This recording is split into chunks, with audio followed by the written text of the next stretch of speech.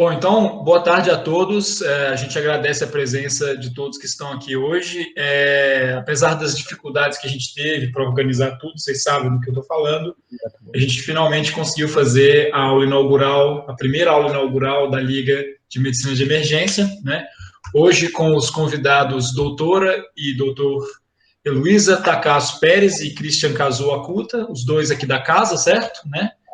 Ambos formados na graduação e, se não me engano, a doutora já terminou a residência e o doutor ainda está no último ano, certo?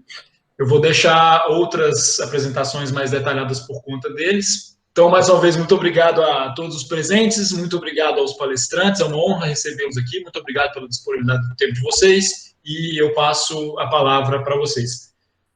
Só uma última coisa, desculpa, as perguntas nós combinamos que serão feitas no final, então sigamos adiante. Muito obrigado pela presença de todo mundo, então, pela apresentação da gente, tá bom? Então, eu sou o Christian, sou R3 de emergência, Heloísa, médica contratada do pronto-socorro, já especialista já também. Eu até falei com ela que eu fiz residência de organização pessoal, ainda não levei o meu certificado de conclusão da residência no CREMESP, então, a rigor, não posso ser chamada de emergencista, mas eu fiz minha residência aqui sim. Beleza, professor. Nosso objetivo aqui é tirar as dúvidas de vocês e falar um pouco sobre essa área que a gente ama tanto, tá bom? Então, primeiramente, né, sejam bem-vindos, obrigado pela confiança, pela honra de estarem aqui com a gente, tá bom? Eu espero que a aula seja bem proveitosa, bem descontraída para vocês, tá bom? Aí, vamos começar agora. Bom, o tema, então, né, o que é que a gente vai falar? O que é medicina de emergência? O que é essa área que a gente gosta tanto? Existe uma frase de um livro, um tema de um livro, que resume um pouco da medicina de emergência. O médico de emergência é aquele que cuida de qualquer qualquer coisa, a qualquer momento, tá bom? Isso que é a medicina de emergência resumida, beleza?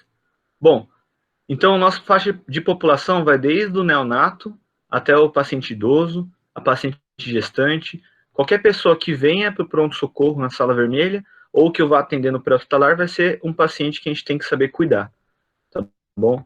E por que qualquer coisa? Porque a gente lida com as emergências clínicas, lida com as emergências traumatológicas, pediátricas, obstétricas, então parto, às vezes no pré-hospitalar acontece, emergências psiquiátricas, o paciente agitado, o paciente com tentativa de suicídio, as emergências neurológicas, então AVC, paralisia flácida, então uma vasta gama de todas as especialidades nas suas fases mais agudas, então todas as doenças potencialmente graves nos próprios momentos de qualquer faixa etária, a gente tem que saber atender. E por que a qualquer momento? Porque o nosso atendimento, nossa residência também, ela é voltada não só para o intra-hospitalar, a gente tem uma abordagem também do pré-hospitalar, então o atendimento na cena, ambulância, SAMU, grau. A gente tem o atendimento no pronto-socorro, que vai ser o local onde esse paciente crítico vem. Tem parte do seu estágio de UTI, porque geralmente são onde vai os nossos pacientes críticos, os nossos pacientes graves. A gente tem que saber muito bem o manejo de UTI, tá bom? E o que é importante para o médico emergencista para a emergência? A gente, ao contrário de algumas especialidades, a gente não olha um órgão específico do corpo com mais detalhe.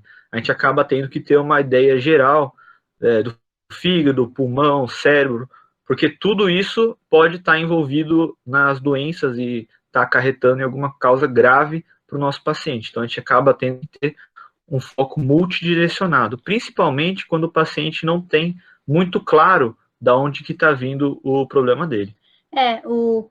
Tentando resumir um pouco o que o Christian falou, a gente, vai parecer meio paradoxal o que eu vou falar, mas a gente é uma especialidade de generalista. A gente, como o Christian falou, a gente atende qualquer situação, e então a gente tem até a expressão em inglês que é o Jack of all trades, né? Que a gente sabe de tudo muito, de tudo um tanto, em vez de ser muito especializado em uma área específica. Isso. E, além disso, a gente tem que ter um domínio muito grande dos procedimentos necessários para ressuscitar e estabilizar um paciente, desde intubação, a passagem de acesso, passagem de dreno torácico, crico, paracentese de alívio, paracentese, às vezes, de emergencial que tem, punção licórica, todos os procedimentos a gente acaba fazendo e treinando durante a residência, porque um emergencista tem que saber tudo o que for necessário para estabilizar um paciente. Se a gente for resumir, como a Elo falou, a gente é considerado Jack of all trades, né? O pau para toda obra. Pau para toda obra que o pessoal fala. Só que existe, sim, 3 coisas que a gente tem que ser especialista. Apesar de ter a expressão de que o emergencista é o Jack of all trades, o pau para toda obra, que sabe um pouco de tudo, existem coisas específicas que a gente tem que ser especialista e saber mais do que qualquer um, que é identificar um paciente grave ou um paciente que vai evoluir com gravidade, os critérios, os red flags, tá bom? Saber falar sobre a ressuscitação de um paciente, saber ressuscitar tanto volemia, pressão, RCP, ressuscitação respiratória, a gente tem que saber isso melhor do que qualquer um. E a estabilização do paciente também, todas as manobras, todos os procedimentos que forem necessários para estabilizar um paciente, a gente acaba tendo que ser especialista nisso, beleza? Eu vou prosseguir aqui, então. Aqui no Brasil, a emergência é uma área nova.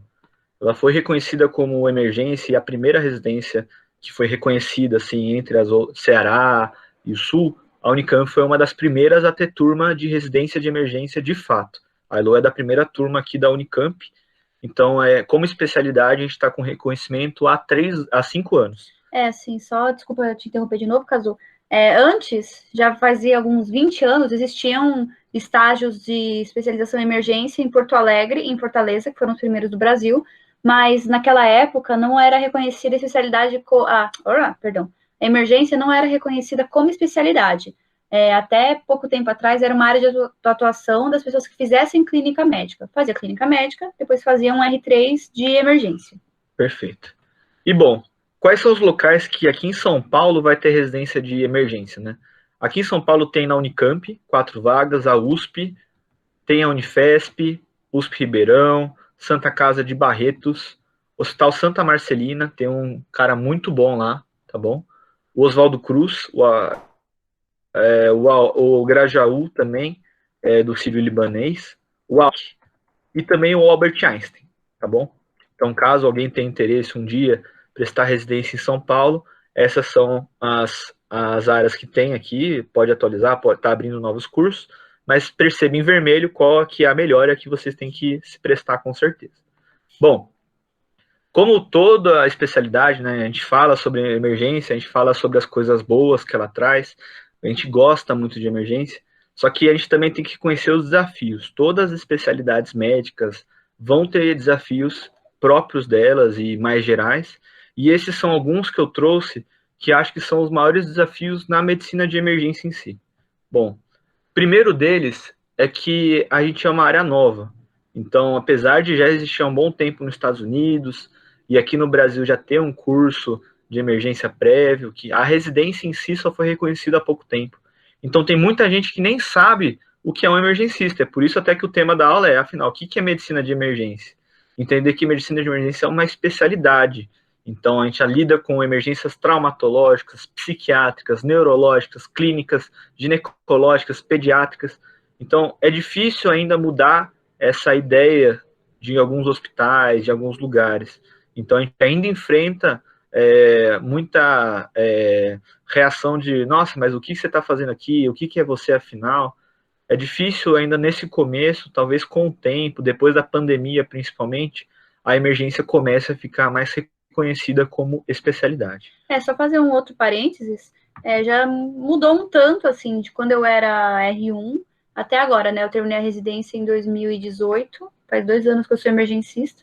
Emergencista não, né? Egressa, porque eu não levei meu certificado, mas, enfim, já mudou bastante, sabe? Quando eu era R1, R2, e eu ia me apresentar como emergencista, o pessoal falava, então você é clínica. Não sou clínica, eu sou emergencista. Então você é cirurgiã. Não, eu não sou cirurgiã. Então você é clínica, né? Porque se você não é cirurgião, você é clínica. Tá bom, sou clínica. Pra não ter injeção de saco. Agora já mudou um tanto, assim, sabe? Já dando um pouquinho de spoiler do fim da aula, está havendo um movimento de reconhecimento do emergencista e da importância desse profissional. Perfeito. Outro desafio que tem, fora a novidade, é a gravidade dos quadros. Nós lidamos com os pacientes mais graves do hospital, principalmente porque eles vão chegar em instáveis. Ao contrário da UTI, que às vezes já chega estabilizado, os pacientes vão estar sem veia, vai estar sem acesso, sem monitor, insuficiência respiratória, rebaixado. A gente vai fazer o atendimento inicial dos pacientes mais graves do hospital. Então, a gente lida com uma gravidade de pacientes muito grande, tá bom? O tempo, então, acaba sendo o nosso inimigo. Por quê? Porque algumas doenças, se não tomadas um diagnóstico imediato, elas vão acabar levando a maior chance de mortalidade do paciente. Não só isso, não existe só um paciente no pronto-socorro. Vai vir outros, entram entubados, ao mesmo tempo tem uma parada, ao mesmo tempo tem um acesso para passar. Então a gente acaba tendo que saber manejar muito bem o tempo. O tempo é o nosso grande inimigo. A gente quer quebrar os relógios, mas a gente tem que correr contra o tempo em diversos momentos na emergência. Outro desafio que é muito grande na emergência, que talvez em outras especialidades não seja tanto, é que a gente só consegue lidar em equipe. A emergência é o lugar onde a gente mais trabalha em equipe, com o enfermeiro, com o técnico, tá bom? Com os auxiliares de limpeza. A gente tem que estar muito bem organizado como equipe, saber liderar uma equipe, saber dialogar com a equipe, criticar, saber aceitar críticas durante o atendimento, porque aqueles poucos minutos e aquelas poucas condutas podem mudar o desfecho do paciente. Então, a gente tem que saber liderar uma equipe e saber lidar como equipe. A gente lida muito com a incerteza. Grande parte dos nossos pacientes não vão ter, no final, um diagnóstico totalmente fechado. A gente sempre busca fazer o diagnóstico mais correto, mas, às vezes, algumas condutas que a gente vai fazer vai ter que ser num diagnóstico sindrômico. Por exemplo, não tenho muita certeza se o cara está com edema pulmonar inflamatório, um edema pulmonar cardiogênico, mas eu acho que eu preciso já iniciar a ventilação não invasiva. Então, às vezes, a gente fica com essa incerteza no diagnóstico, mas a gente tem que tomar alguma conduta baseada nisso. Tem um outro parênteses também, que outras especialidades que a gente chama mais de ambulatoriais, né, que tem consultório, a gente pode esperar entender o que está acontecendo antes de tratar. Na emergência, a gente tem que tratar enquanto a gente entende. A gente não pode esperar ter todos os dados, todas as informações para a gente começar a tratar o paciente, porque muitas vezes, como o Christian já falou, a gente não vai ter esse tempo. Principalmente porque às vezes a gente não vai ter nem história, né? Às vezes o paciente chega já em coma, às vezes ele chega em insuficiência respiratória grave, e a gente tem que tomar uma conduta sem saber a história do paciente. A gente vai lidar com a morte. Se tem uma coisa que eu posso falar para vocês é que eu dei muito mais atestado de morte do que alta. Nossa área, a gente lida com os pacientes mais críticos e a gente vai perder grande parte dos pacientes independente do que a gente faça. E a gente tem que saber também lidar não só com a perda do paciente, mas também saber quando que a gente precisa realmente ser extremamente invasivo, saber quando que a gente vai otimizar medidas de conforto, para ter um cuidado mais humanizado. E só mais um último parêntese, é muito importante a questão que o Christian falou do cuidado humanizado, né? Algumas pessoas têm o estereótipo de que o emergencista é o cowboy, durão, meio chucro até, mas a gente tem que lembrar que muitas vezes o que é só mais um dia de trabalho normal pra gente, para muitas famílias e para muitos pacientes é o pior dia da vida deles. Então a gente tem que ter muito carinho e muito cuidado, muito afeto quando a gente vai falar com pacientes e com as famílias deles. Só um outro parênteses que entra nas habilidades do emergencista também. E principalmente agora, na epidemia, mas é uma coisa que já era presente na nossa especialidade no geral, a gente é uma área muito exposta. A gente está exposta à agressão física de paciente, dos familiares que ficam revoltados, às vezes com diagnóstico, às vezes com a perda de um familiar. A gente é exposto aos riscos da rua, quando a gente está atendendo no pré-hospitalar. A gente está exposto ao coronavírus. A especialidade que mais está na linha de frente é os emergencistas. A gente está no pré-hospitalar, a gente está no pronto-socorro, a gente tem atuado na UTI Covid, tá bom? Em todos os lugares, quem atua na emergência é geralmente o mais exposto. A gente que intuba o paciente, geralmente. Então, lidar com emergência você vai estar muito exposto. No começo da aula eu falei sobre emergência, sobre esse médico que atende qualquer um, qualquer coisa, em qualquer lugar. Isso deixa, às vezes, a gente inflamado. Caramba, nossa, que legal, emergencista. E depois eu falo dos desafios e tem gente que fala, nossa, é muita coisa, eu não vou lidar bem com isso. E a grande verdade é assim, desafios a gente vai ter, e em qualquer especialidade a gente vai ter, na emergência os desafios são muito grandes, mas a recompensa também é muito grande, quando a gente vence esses desafios. Então, o batalhar diário, estudar, revisar, fazer feedback mental, buscar formas de tirar o estresse, de lidar com burnout, são coisas diariamente que a gente tem que fazer, e isso vai trazer uma grande melhora, porque é uma área que recompensa muito a gente quando a gente vence esses desafios. E, assim, só mais uma adendo da questão da parte de recompensar, uma das coisas que me atraiu muito no estágio da Porta, quando eu estava no 6º ano, é que nunca tinha mesmice. Era sempre um dia diferente, coisa diferente. O fato de que poderia atender qualquer coisa era algo que eu achava muito, muito interessante. Diferente do ambulatório, por exemplo, da gastro, da constipação, que você ia ficar a tarde inteira atendendo constipação.